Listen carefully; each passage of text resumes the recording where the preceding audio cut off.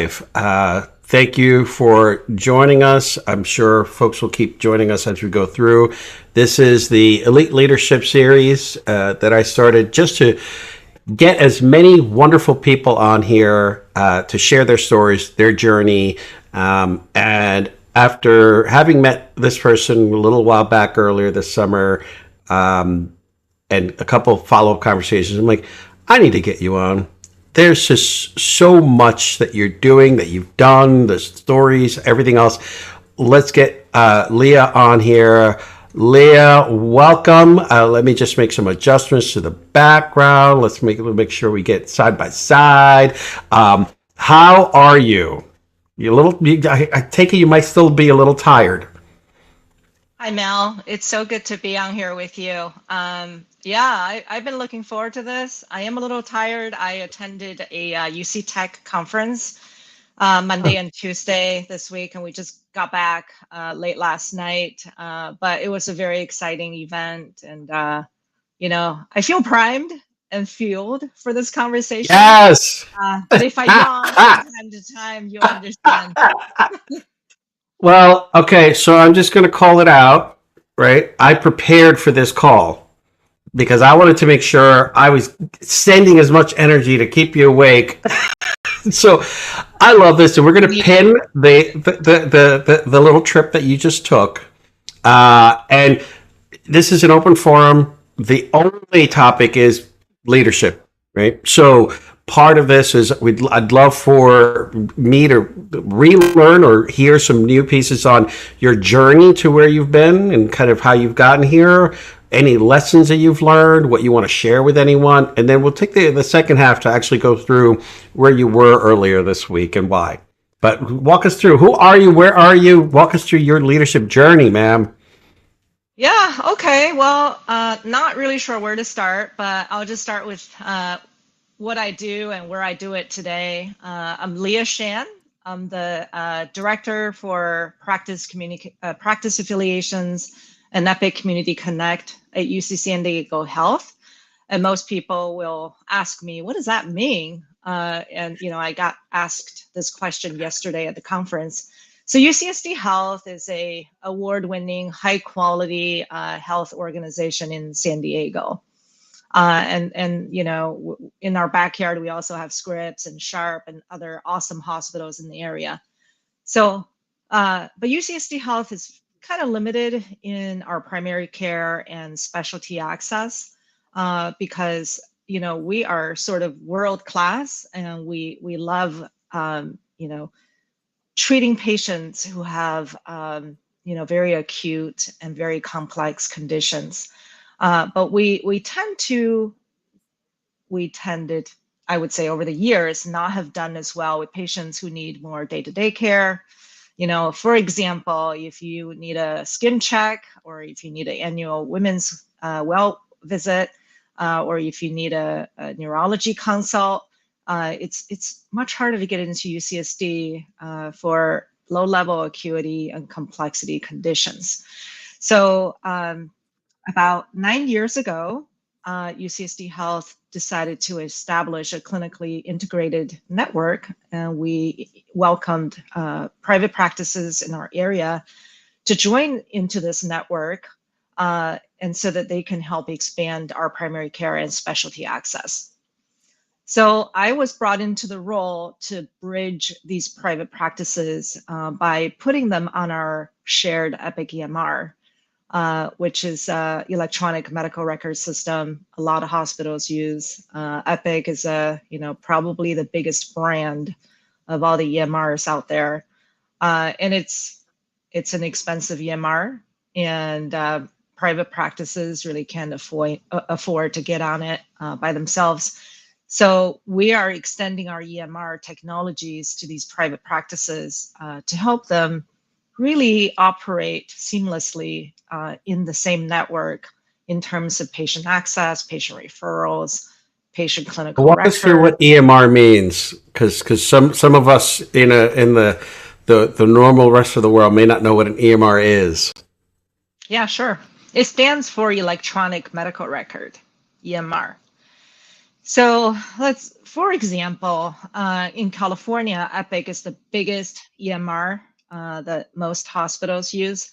If you go to Kaiser, if you go to Sutter, Providence, UCSF, UCLA, UC San Diego, Scripps, Sharp, and your doctors are documenting your visit, they're using Epic.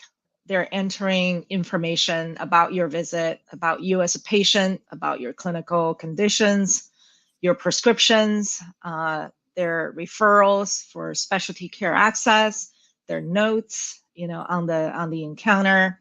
So basically, you as a sort of a clinical entity is tracked in Epic in a record that is all about you and various clinical care interactions that you receive from a health organization.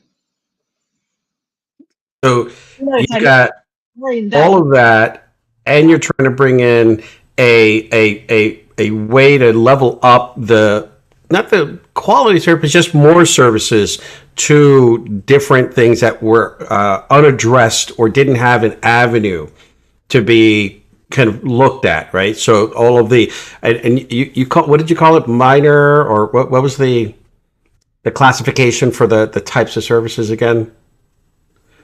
Primary care, specialty Care, care, right? So less now acuity, less acuity. less Yeah, security. That's what it was. Less security, right? So now you're brought in to do what?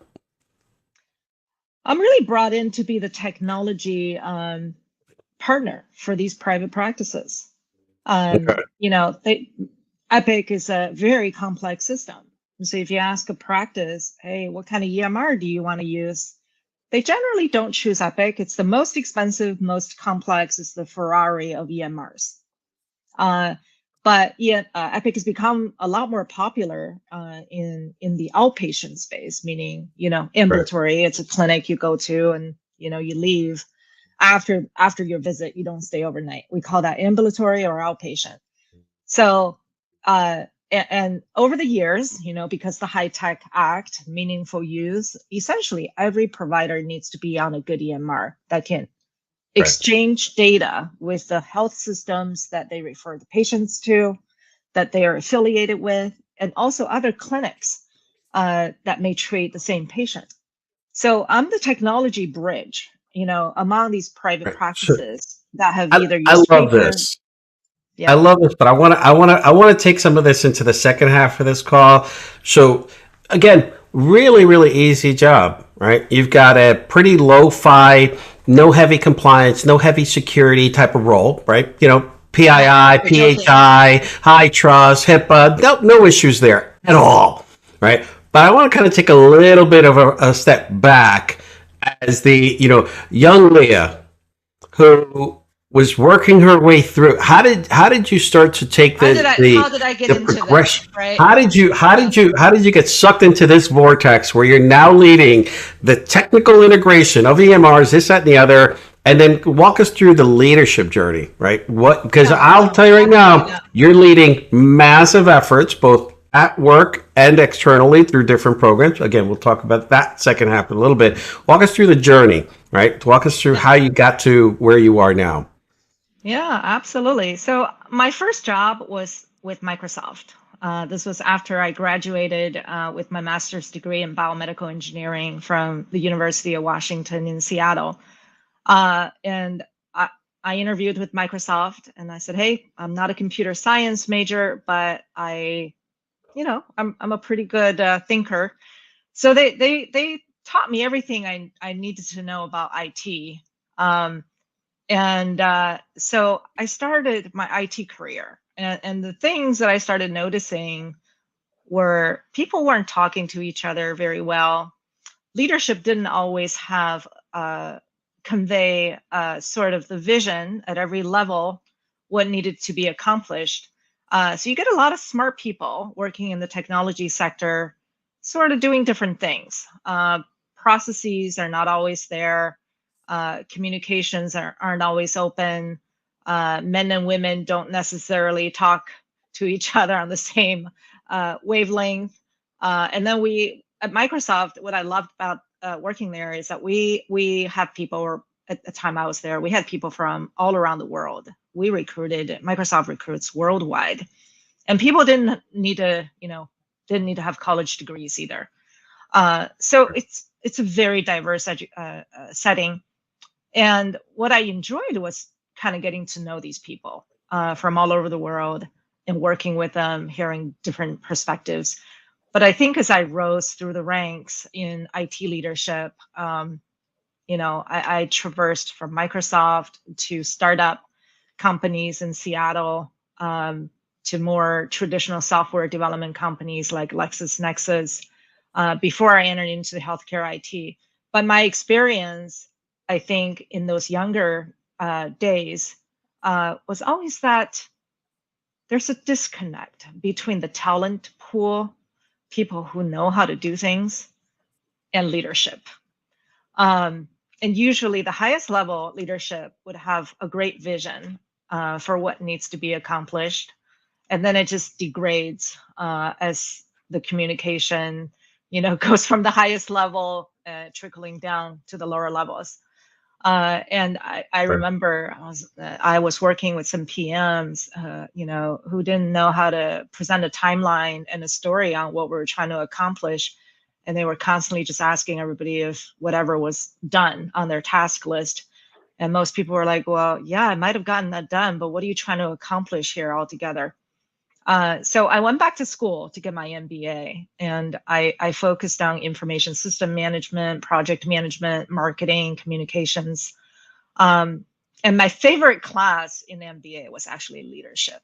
And my professor was very young at the time, and he asked this question to the class, and he said, what do you think people value the most in their work? Why do people show up every day to do what they do? And I said, it's how they perceive their job. It's that simple. People show up because of the perception that they have of what they're doing being valuable, being meaningful, being seen, being recognized. I said, that's the most important thing. Not necessarily the money, not necessarily the title, but their own self-perception of their own value. So I was in my 20s at this time, and I really never really had any formal leadership 20 years training. ago. This was over 20 years ago. And the professor said, you're spot on. That's exactly what leadership is about, is to help people develop this sense of self-worth and their own perception of their work and how they contribute.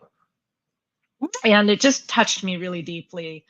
I think it planted a seed. I will have many more years of technical work, project management, product management, solution consulting, customer service, work that I was going to do before I really got to a level where I could lead a team like the one that I'm leading right now.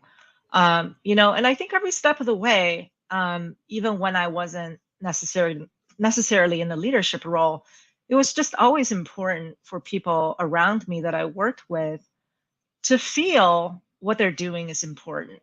And I would just always do my part to let them know that, not only is the work that they're doing important, but they're important as people. There's this energy that everybody contributes to a team. And it could either just detract from the overall team culture, it could add to the team culture.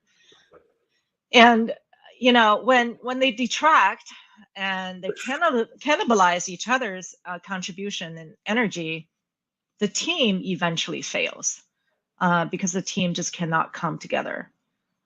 So a lot of times, if we're on a call and somebody takes a jab at somebody else for, oh, what you're doing is not good enough, or so on and so forth. And this happens a lot in team meetings.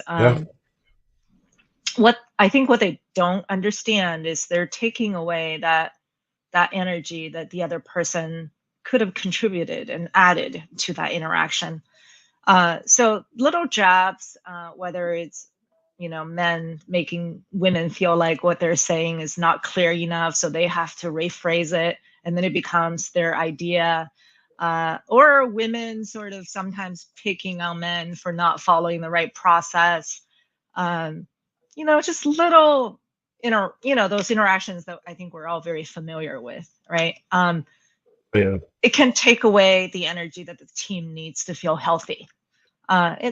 They're like paper cuts, and Oh successful yeah. teams don't paper cut each other, right? Right. If anything, we put the balm on people's wounds. Right. If someone has an area of shortcoming, the better approach, the healthier approach is, I see you have a need here, and this is something I can help you with. And so my team, amazingly enough, when we get on these calls and somebody is struggling with something or an aspect of their work, somebody would inevitably say, "Hey, that's something I can help you with. Let's chat. Let's chat offline. I have a tip sheet. I I have a love this. template." I love Um, this, and we talked recently about acorns, and and the 10,000 arrows coming towards you, and all of these other things that we don't necessarily see each individual piece, but after a while, it impacts us, it impacts the team, it impacts that culture that you're trying to really thrive to achieve, and so I love this, and you're right. There's a billion scenarios where these kind of jabs can come in, and it could be race, it could be just be anything, it could be egos, it could whatever is driving the direction, right? There's usually not that much corrective action, right? There's a response or no response, but not a corrective action to say we need to kind of address this at a different level, right? But getting in leaders who understand, maybe can call it out, maybe can pause it, maybe can redirect and put some clarifying pieces around that. But also, really at the beginning of it is just leading that way, right? Leading with a positive kind of collaborative base is huge, right? So things that we've learned are massive with regards to that. Not everybody's like that, right? And you brought up something on the why, right? Why people take a job, do what they do. And a great colleague of mine, Malcolm Harkins, has a presentation he's presented in the past. And I really want to be able to try to work with him on how do we continue this message. Is for individuals, teams, or companies, there's three models. I've got my 5 E's, and we can talk about that later. But there's and that a lot of what I do now is based on all of the findings. But he talks about the three mantras: I believe, I belong, I matter.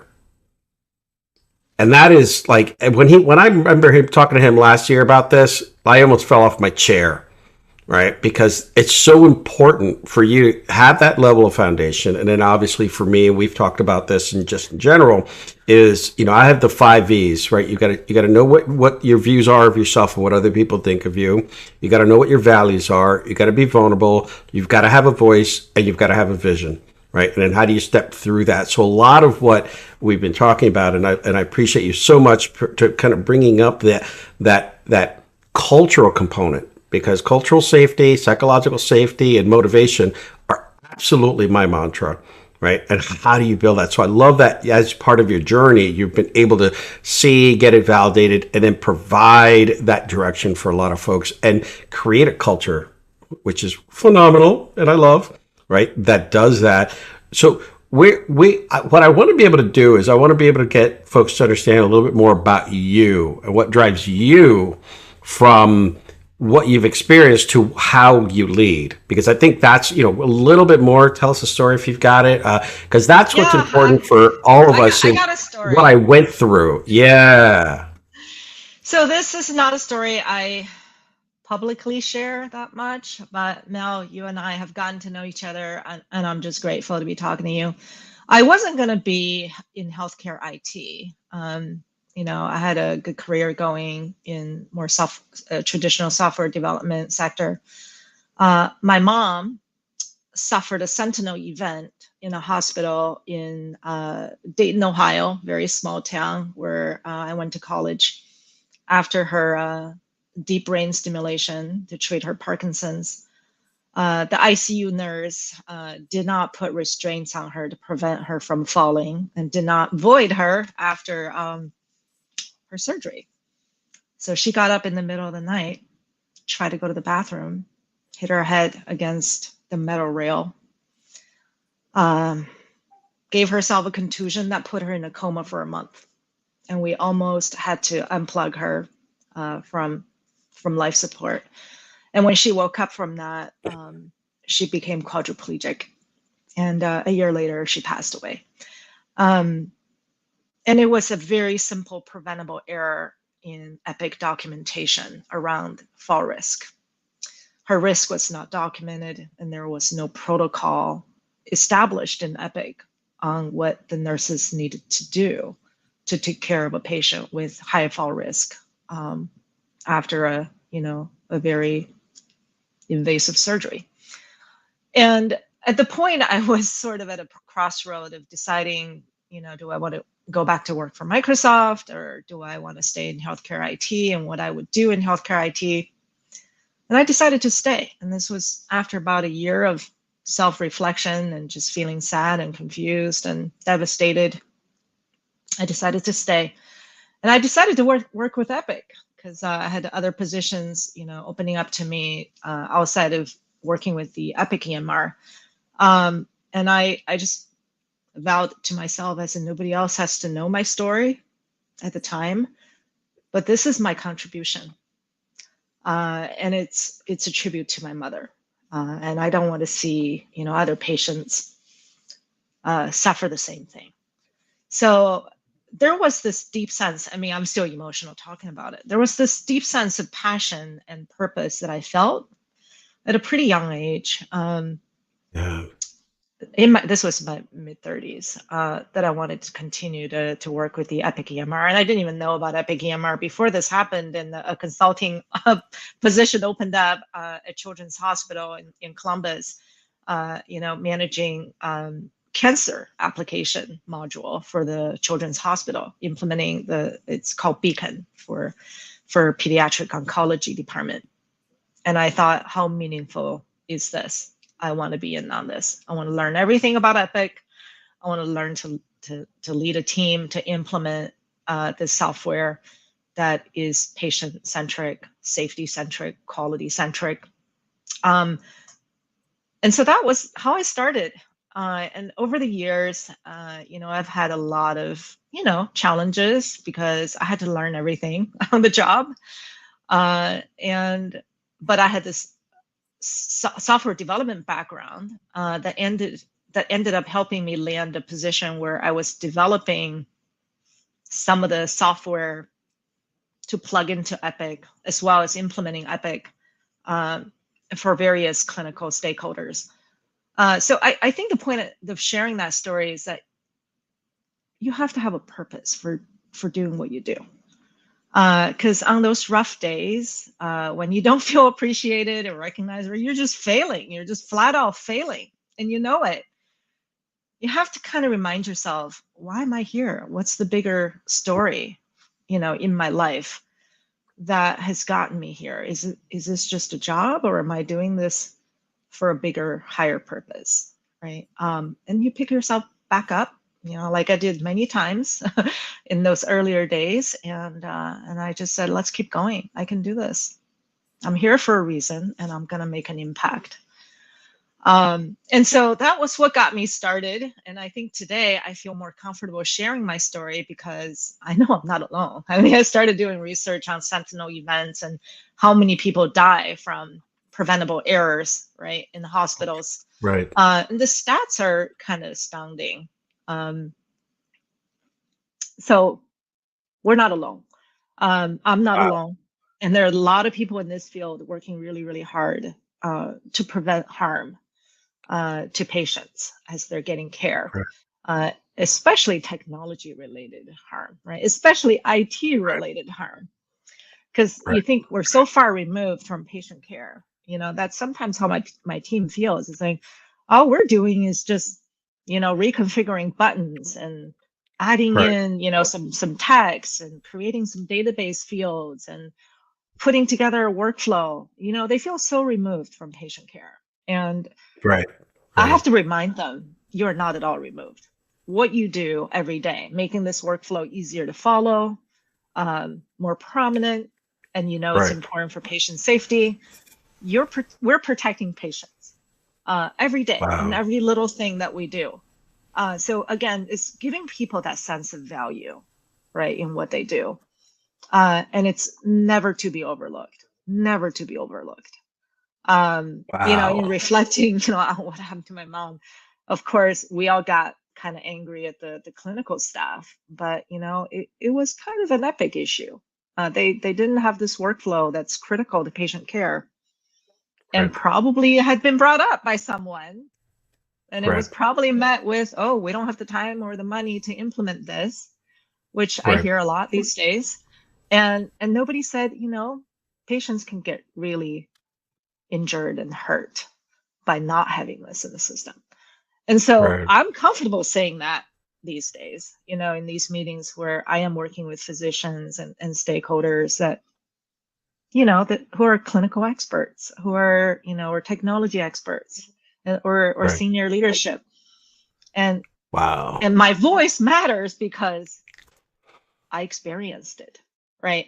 So that Oof. voice comes from a very, very deep place, and I know my value, right? Kind of tying to your 5 V's. I know my own value, and I Right. need that value to be reflected in my voice and not be timid, right? And I want everybody else to feel the same way, that they have a tremendous amount of value just from their own life experiences to bring to the table. And their job for themselves Oof. and for their profession is to develop that voice that people cannot ignore, right? And that voice, little by little, will start telling a story of their own vision, right? And it all grows from this self-worth, valuing what you bring to the table. Um, and it's so important. It is so important. And a lot of leaders overlook that, right? Think they think of people as just human resources. No, Right. it's human. It's their human intelligence. That's what it Humans. is. Right. It's Right. human intelligence. And so this UC Tech conference I just went to, it was at UC Davis in Sacramento, and we had these keynote speakers who are, PhDs in multiple fields and data management, communications, and so the key topic of discussion is, how is AI technology going to replace human intelligence, right, and human labor? And so I listened in on just all of these talks around what AI can do, what AI has already been able to do: improve quantity of work, productivity, efficiency, quality of work, right? But one thing that AI would not be able to replace, and I think ultimately it comes down to this, is that sense of human intelligence that's tied to our sense of love and empathy, which gives us passion. And that's something AI can never replace. It does not have passion. It has Right. data. It can tell Right. you how to do something faster and better. And but it cannot tell you why you're doing what you're doing, Right. or whether what you're doing is gonna either benefit our human condition or Right. damage it. It'll just tell you how to get there faster. Oof. So the ultimate intelligence is still in our heart. It's still in our heart. Um, Wow. Wow. it's how we Wow. feel, how we care, and what we're passionate about, and what we're willing to say and do on a daily basis Mm. to honor that intelligence in ourselves. Wow. So, okay. Wow. Okay. Anybody Let me say one who, more thing. Let me say one more yeah, thing. go I also ahead. listened to the sort of the 10 principles of Buddhist living while I was on this trip, to kind of how to stay calm, right, in challenging situations. And one of the things that's one of the 10 principles is that our work in this life is to figure out what our work is. And once you find it, do it with all your heart and your passion. So figuring out what our work is, that's the human intelligence that AI would never be able to replace.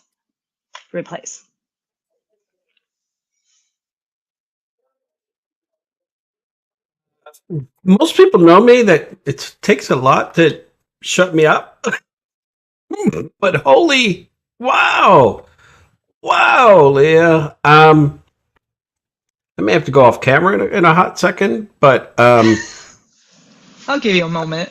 I, I, I, I, you have literally going to test me on why I have tissues next to me. I'm taking a moment to also This, we need, we may need to pause this whole thing. Honestly, I didn't know your to what I'll call your why, right? In this journey, I am honored and just amazed at your ability to be able to do what you do, but really kind of, in a sense, hold the why, right? So I'm sure a very small circle of people knew the why, right? Why do I do what I do? Why am I driven to do what I did, what I do? You know, and you mentioned epic a couple of times. In my head, I kept hearing it in the capital E and in the lowercase e of the kind of epic events that could lead us to do what we do, right? That core values and beliefs of the things we want and don't want is massive. And honestly, my heart, my soul is, I'm channeling it to you right now in appreciation for just being open to share such an incredibly impactful why. And I hope that others can hear it and can resonate, and it could drive and motivate them to figure out what their whys are. And thank you for being just genuinely open to do that in a public forum, because it really, and I'm going to call it out, it showcases the kind of leader that you are. And I will tell you right now, if you don't have 1,000 people behind you following you and what you're doing, then it's on them, because this is the kind of leadership skill that needs to be thrown out there into the world to say, this is how you lead. This is how you showcase. This is, it's genuine. There's no egos. It's just helping people find their whys. Whew, man. Wow. Thank you. Well, I can keep talking if you have more time. We got time, man. We got 20 plus more minutes. Okay, I'm gonna pivot a little bit. You asked me to speak to the work I've been doing with DEI or EDI or whatever the acronym is these days, equity, diversity, and inclusion. Honestly, I started the work because I saw this disparity in women, especially women of color in the technology sector, in their ability to speak up, right? They may know their whys. There's a reason why they're doing what they're doing. They're in a technology field where the obstacles are already stacked against them, but they're still here. So I would think that they have strong whys for being here. But they are very challenged in speaking up, in exercising their voice, in telling their own stories, right? For whatever reason. So it wasn't necessarily I was thinking, oh, I want to do EDI work because I only want to benefit this one small, a subgroup of people who probably need this type of mentoring and coaching. But I just saw this bigger disparity between women of color, especially in technology, versus the men, right? Men tend to have bigger voices, and they're not afraid to use their voice. So there's a gap, right? Why women are so challenged in speaking up, right? I wanted to know. I talked to my CMIO, Dr. Siddipati at UCSD Health, who, did a lot of HIV research in her younger days. And, her husband is Indian, and she shared her children are mixed race and the challenges that they experience, even, being half white and whatnot. And I realized there is this barrier in our society for women of color, people of color, women of color in particular, to speak up. I don't fully understand why that is, but there is certain stereotype the society has sort of built, right, over the decades, the roles for women and women of color. And for example, in my line of work, I end up doing a lot of cleanup of messes that were probably created by other people, and we do it quietly, diligently, and we take care of things. We don't necessarily ask for a shout out or recognition, right? It's just the work we do. But I think as a result of that, we've been sort of typecast into a role. Who are the people who just do the work behind the scenes, and who are the people who are speaking up and getting the credit, right?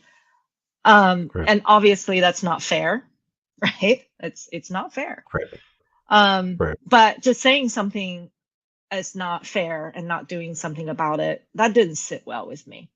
I could sit Right. around all day and complain about how the world is not fair. Or I felt like I could do something. And I thought, what could I do? And there was this impetus at UCSD back in 2020 and 2021 for EDI work, because the world was sort of on fire because of racial tensions, and people being brutalized, right, because of the way they look. So we had hired a chief medical officer for health disparity, and also equity, inclusion, and diversity. She came from North Carolina, I think University of North Carolina, and she's an African American woman. And I just reached out to her. I said, I like to do some EDI work. I like to help women of color find their voice. That was my line. I want to help them find their voice. And she gave me a playbook, and she said, yeah, we try to do this in North Carolina. We didn't get very far, but somebody did come up with a playbook. Take a look and see what you can do with it.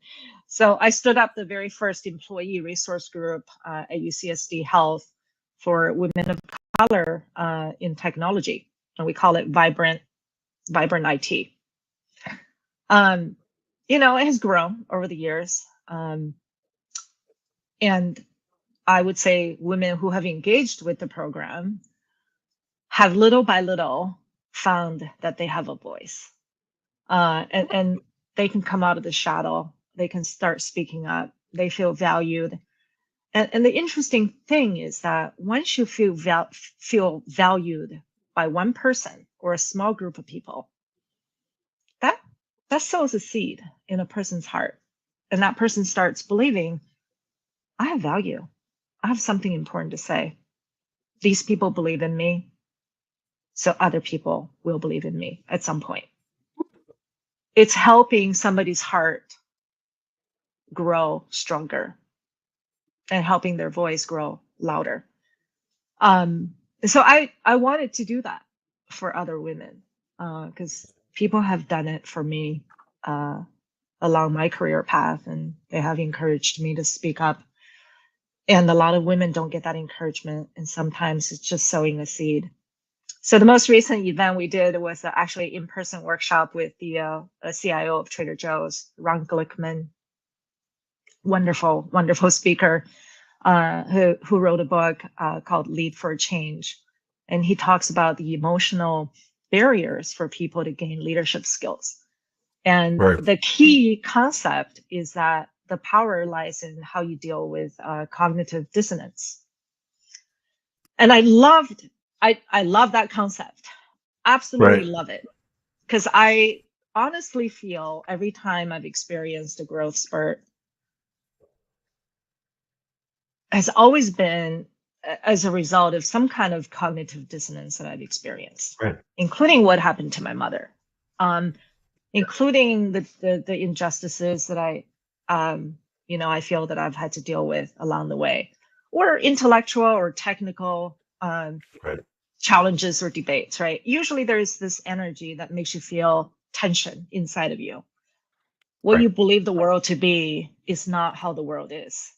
And you get this information from the reality of the world that completely differs from how you perceive the world should be. And you have to reconcile between your own belief and this reality check, and then think about how do you grow through that, past that, around that, so you come out on the other side of that having a better understanding of what the reality is, Right. and do you have the power to actually change it. And maybe, the end result is that you need to adjust your own sense of what the reality is and what you can believe in. But a lot of times is maybe your belief is correct all along. Reality just hasn't caught up to you, right? Hasn't caught up to your more idealistic beliefs. Oh yeah. And there's an opportunity for you, for us, people like us, to bend that reality in our sphere of influence. Woo. Oh And my so gosh. Uh, uh, go ahead. Go ahead. Go ahead. So Woo! I think this is Ron's book, Lead for a Change. I'll just do a I plug love for it. him. I love it. Such a wonderful author, such a wonderful coach and speaker. That's what I he's have a saying. whole This other is session on cognitive dissonance, but I love this, and we may need to have Ron on, but you hit on one of the things that I keep chiming away at folks about, whether it's in companies, whether it's in teams, or whether it's individually, and it's the perception versus the reality. Right. That's why that first V that I talk about, when it comes to values, I'm sorry, when it comes to view, right? How you view yourself, how you view the world, and then how other people view it, right? Doesn't mean that they're right. It just means that they have a view. You have a view, your company has a view, your team has a view, your colleagues, your partners, right? Is that the real reality? Or is that their perception based on what they're seeing or how you're communicating? It's like, that wasn't my intent. I hear that so often. Oh, I didn't mean that. That wasn't my intent. That's not how it. It came across differently, right? But so from a communicator standpoint, that's what we need to continue to base everything on, right? Because if you don't have that foundation, then the rest of it is in the wrong direction, and it's not going to get you to where. Whoo, again, from a leadership standpoint, this is the kind of information, the kind of recommendations. Is there a book? Is there a person? So I'm receiving this as just continued validation of just one of the million reasons you gave me to have you on here, right? So this is so important for people to hear, and not just hear and then let it pass. Hear it, sit with it, and then action it. I love this. Woo! There's so much to learn there, right? How do you grow in your leadership skills? This is how you grow. It's really Right. simple, but it's not easy, right?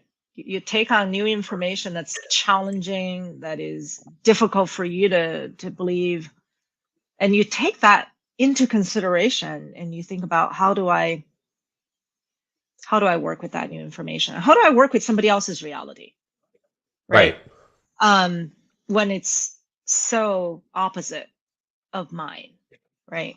Right. Honestly, I feel like Kamla's doing such a good job in that department. You know, it, and I don't mean for any political views to really be persuasive to anyone here, but the reality that a lot of women see in this country is that we need to be able to have our own rights to our own bodies. It's as simple as that, right? Right. But the reality to a subset of politicians, mostly men, that they believe that they should have the right to control, right, what women do with their body. And so those are two opposing realities, right? Right. We can get angry and stomp our feet and scream and cuss. But at the end of the day, you need to come up with some kind of consensus that people's realities could meld to some extent. Not all of it, Not everybody's going to Right. melt. But I Right. think, for example, what she came up with, which I really appreciate, she's saying, everyone is entitled to their own faith and their beliefs. But it's, a woman either is looking for some kind of reproductive care or not. That's up to her to decide with her physician and her Right. religious leader, her faith leader. But it's Right. not up to the government to decide. And Right. that's a simple line for somebody to come up. Well, it's not a simple line. It's such a No. easy to Yeah. understand tagline. But the amount of cognitive dissonance I think people probably have had to go through to come up with that line, that's a transformative experience and process, right? There's no fighting, there's no screaming, there's no cussing.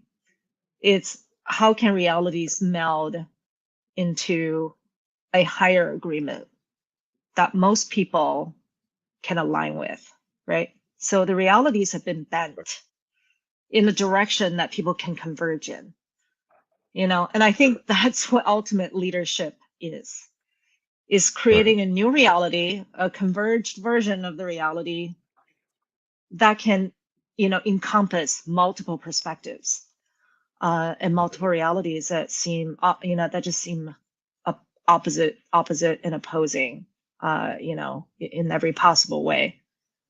And that's the power of transforming a team, Yeah. is helping them converge on a set of realities that they can all agree to. I love this. I love this because what you've kind of really engulfed in an incredible way is, in order to build the psychological safety and have the cultural diversity and everything else, you have to be able to, one, understand how to pull together that tension that goes against beliefs, right? You've got different views, you've got different foundations of what everybody has as a belief or a value. But as a leader, you need to be that voice to be able to help everybody understand each other, respect each other, and kind of go through that. So that, yes, while cognitive dissonance can help certain scenarios, right? If you've got enough of a diverse group, you can get people to make sure that they're keeping each other in check.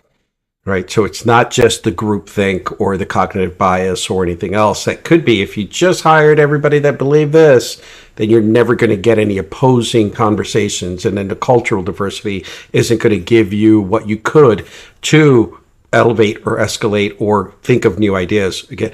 And I get the big move these days between DE&I and workforce development, because nobody wants to talk about those things, because now it's a hotbed of things you don't bring into your org, and the programs that are being shot. Okay, fine. We'll call it workforce development. We'll call it cognitive dissonance training. We'll call it leadership training. Whatever you want to call it. It's at the end of the day, it's the same thing.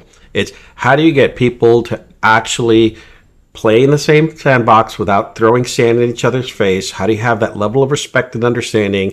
And I've talked about this before about EQ and empathy and everything else. I'm like, yeah, you need to care about other people, right? Whether it's your teammate, whether it's a subordinate, whether it's a manager, all of them need to be at a point caring about other people. And you can't do that if everybody's in a group think, and then you've got one outlier that you're shunning, or other, so the leadership ability to be able to do and create that safe space is so important. And I appreciate that so much.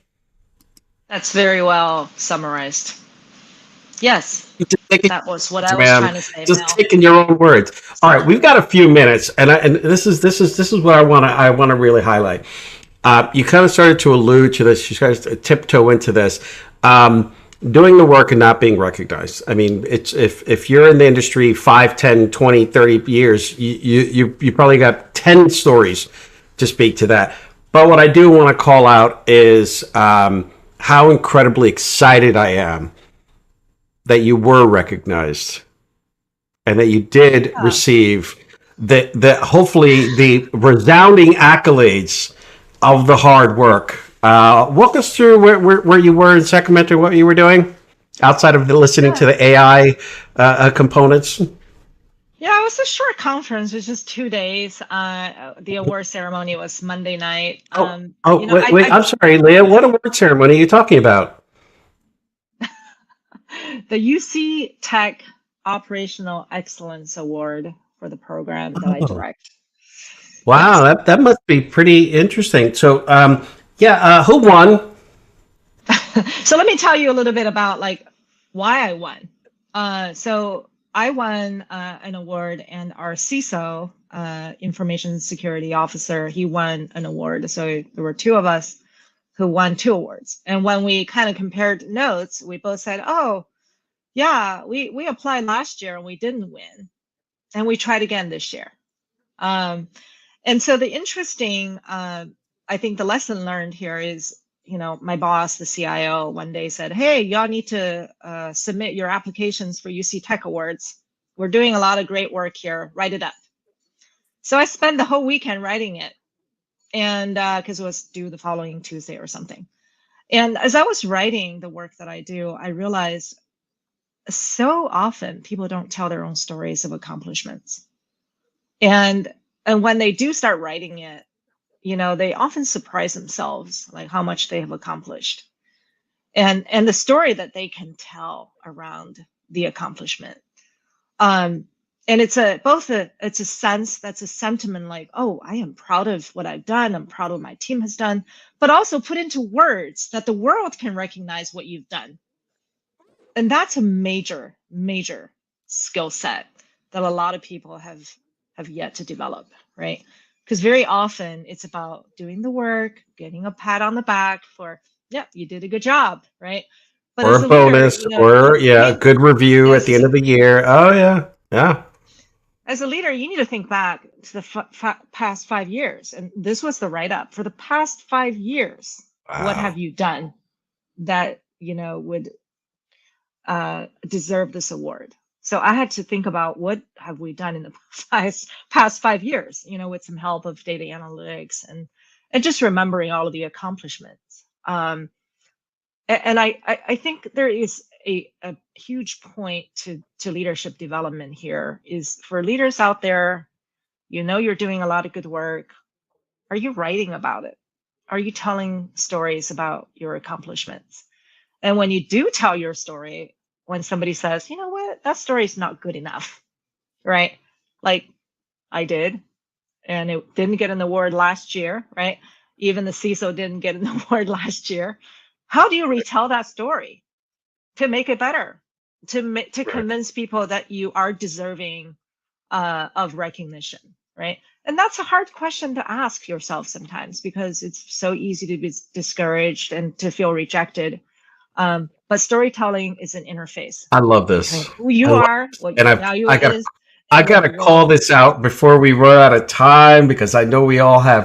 I got to call this out. So number one, wow, again, I read the narrative that you wrote. And if that narrative doesn't speak to the level of absolute complete understanding of how you lead, then whatever company read, if anybody else reads this from another company and says I don't get it, then hire both of us and we'll fix your organization, because that narrative that you created included every possible thing that folks should be doing, from how to tell a story, number one. Absolutely, thank you for that one. But also really showcasing the leadership qualities of being quantitative and qualitative, right? Because it's the why for this specific effort, right? The pack effort, but it's also the like the benefits, right? You had a situation, you took action, and you had results, right? That's a whole nother session on that one. But I will say, in the core benefit is just phenomenal, right? Of the why this program is created, and to expand the reach to what I look at always is underserved, or neglected, or just unidentified, right? So not to get into negative space here, but the fact that you've been able to grow this program in 3 years since 2021, 66%, to have so many different organizations or providers participate is incredible. Honestly, there's, I talk to folks about Ikigai and Zen Bliss and doing something that gives back and everything else.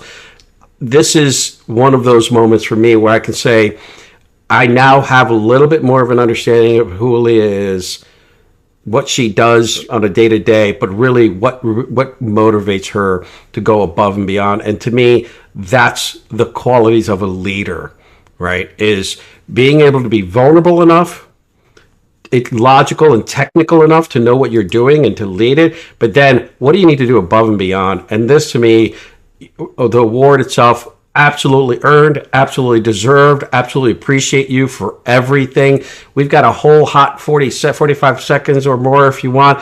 What do you want to let the world know about you as we close this out? Woo! Well, I guess I just want to say that the way we define ourselves and define our purpose in life and determine the work that we want to devote our energy and passion to, that's what makes us special. That's what makes us intelligent, more intelligent than artificial intelligence. And that power rests within each of us. And it's not something that other people would bestow on you. Even if you are bestowed with that kind of power, if you're so lucky and you're not the one that's exercising it and that's enriching it on a daily basis, then that power, will not sustain. So the power rests in each of our own hands. Treasure it, grow it, let it shine. Oof. I love this. Right in line with taking massive action or taking action towards these things. I love this. We can continue on this. Leah, I cannot thank you enough for showcasing to the world the kind of leader you are, the things that others need to look at and kind of introspectively and externally push themselves to. So thank you. Stay blessed. And I'm so honored to have this memorialized for the world to understand what and how to show up as a leader. So thank you. Thank you for having me. It's been truly a pleasure and an honor.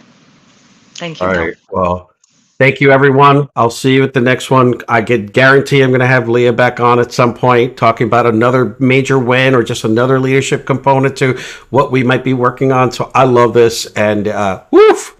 I will talk to everyone soon. Stay blessed. Don't go anywhere, Leah. We've got a couple seconds left, so I'll talk to you soon. Thank you, everyone. Bye.